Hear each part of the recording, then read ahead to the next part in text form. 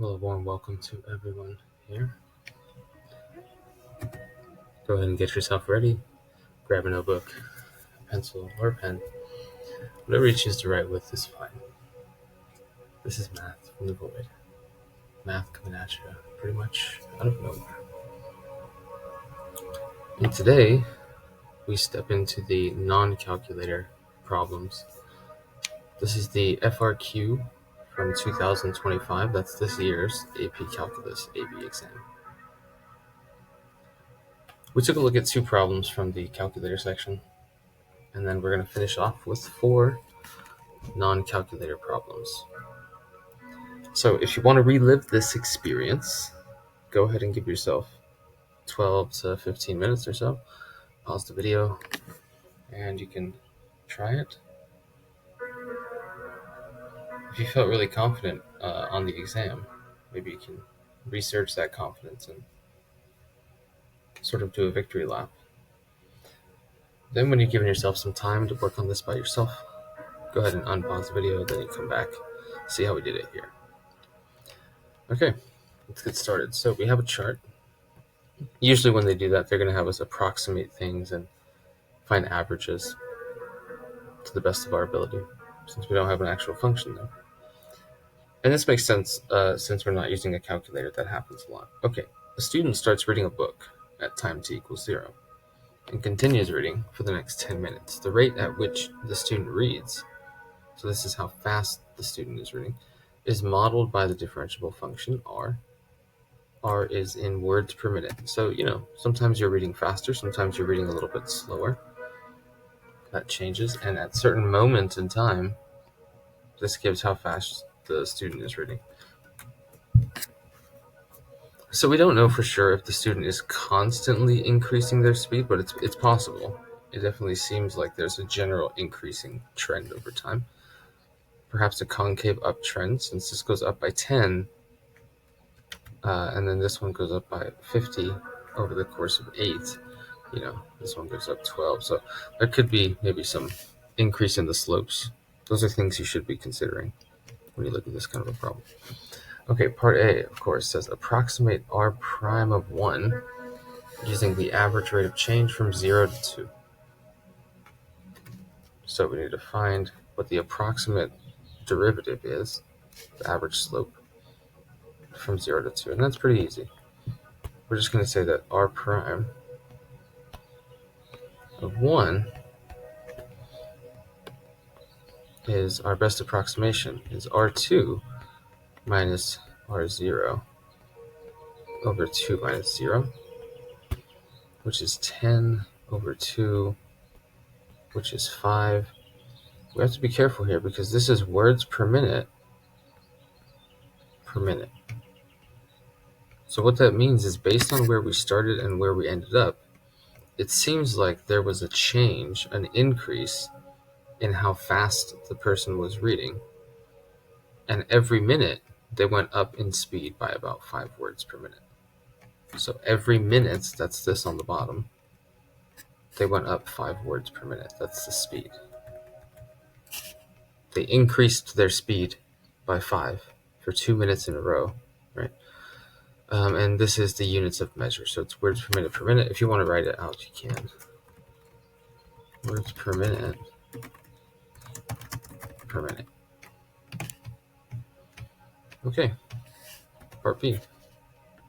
Must there be a value, interesting, C, such that RC equals 155? This is like an existence question. It's a question about whether or not something exists. If a solution or a certain value exists, usually involves theorems. So what are some theorems that we have? We have IVT, intermediate value theorem. This says stuff about continuity of a function. We have MVT, which is more talking about the derivative. And then we even have like extreme value theorem, absolute extrema. This also says something about continuity of a function. So whenever they're asking if there has to be a value such that the y value equals some number, they're having you think about the intermediate value theorem.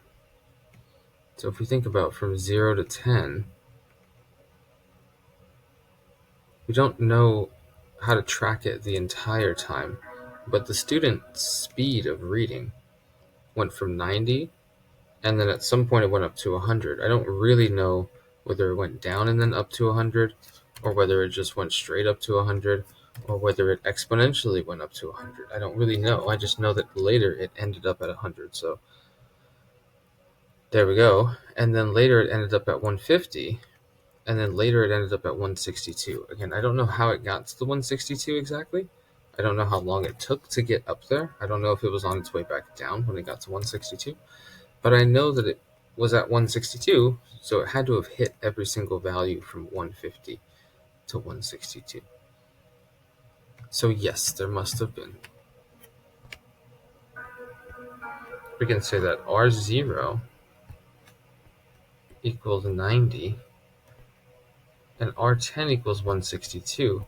And because we have to point out the reason, R is differentiable, so it is continuous. So the IVT applies. The conditions are met for the intermediate value theorem. We know that there has to be some spot between 0 and 10 that reaches every single value between 90 and 162. And I maybe didn't write my answer out so nicely, but that's probably what you would write in words. Okay, part C has us do some calculation finally. I mean, part A had us do calculations, but what's 10 divided by 2? Come on. Use a trapezoid sum with 3 subintervals that are indicated by the data in the table. So we're finally going to use all of the data here to approximate the value of the integral. Show the work that leads to your answer. And it doesn't need us to indicate units, apparently. But the units, in case you are curious, is the total number of words that were read. Yeah, kind of interesting. Okay, so we're going to use a trapezoid sum to approximate the value. Remember how trapezoids work? We have 1/2 base 1 plus base 2. Base 1 and base 2 are just going to be the function values. Those are the y values. So we'll have like 90 plus 100. And then times the height.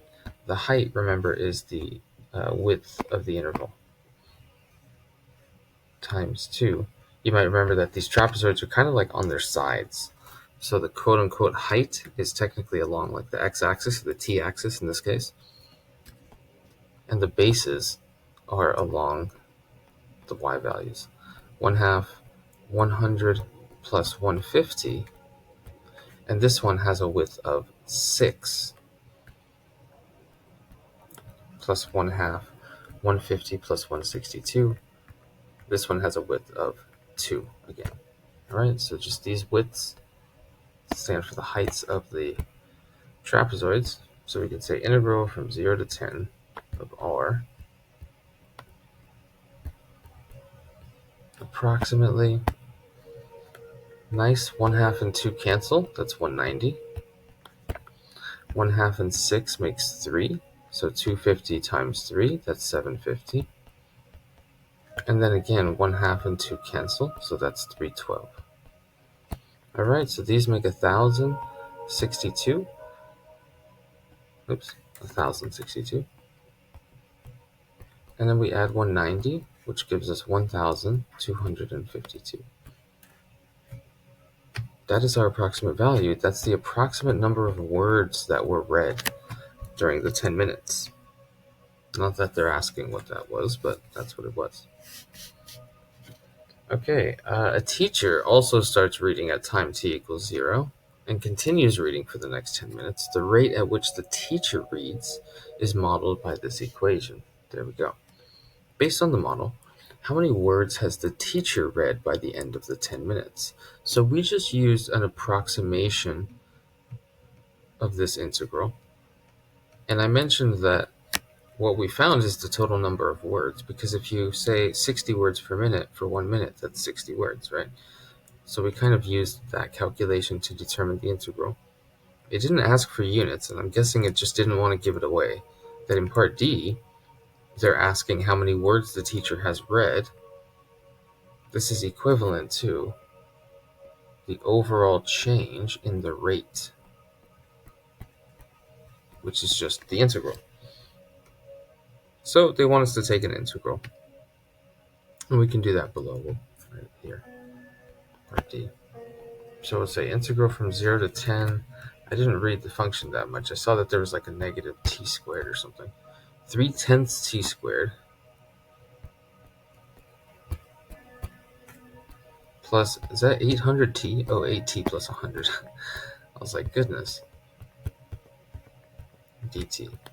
This is very easy to integrate. So this is going to give us the negative 1 over 10 t cubed, because you divide by the power. I don't even have to explain that, right? You increase the power to 3, divide by 3, 3 divided by 3 is 1, plus 4t squared, same principle, plus 100t. And we're going to evaluate this from 0 to 10. Of course, 0 does nothing, so don't worry about plugging in 0. Negative 1/10 of 1,000 plus 400 plus 1,000 is going to be negative 100 plus 1,400, or 1,300. So looks like they're on par with reading approximately the same number of words, like not far off. And this just uses some basic fundamental theorem of calculus. I will admit that they hid what you're supposed to do a little bit, but if they give you a rate and they want to know like a total amount, you can sort of safely bet that you're going to have to do an integral. Also, if you didn't already get a very integral vibe from, part C, then you weren't picking up on the context clues. Maybe you run out of time, who knows? But this was the first problem in the non-calculator section. So if they give you a table, as I did go over in most of the review problems that I did leading up to the AP Calc exam, when they give you a table of values, they're generally going to have you approximate stuff using Riemann sums, right rectangles, midpoint rectangles, average slope, average rate of change.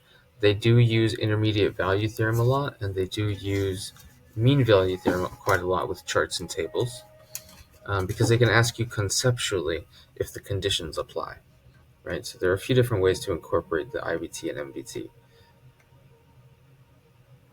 Okay, well, I think that's enough blab out of me. We're going to continue working through these non-calculated problems.